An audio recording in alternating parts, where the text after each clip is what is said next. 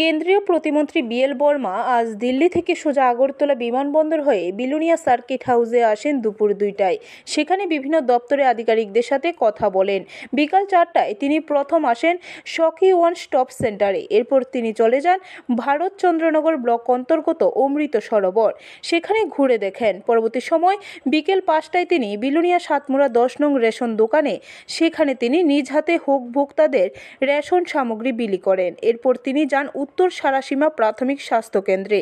প্রতিটি জায়গায় ছিলেন খুশ মেজাজে, সকলের সাথে কথা বলেন এবং দপ্তরের বিভিন্ন বিষয়গুলি পুঙ্খানুপুঙ্খভাবে খোঁজ খবর নেন। এরপর তিনি সোজা চলে যান বিলোনিয়া সার্কিট হাউসে। সন্ধ্যা 7টায় আয়োজন করা হয়েছে এক সাংবাদিক সম্মেলন। সেখানে তিনি মিলিত হবেন বিভিন্ন সংবাদ মাধ্যমের কর্মীদের সাথে এবং কথা বলবেন তাদের সাথে।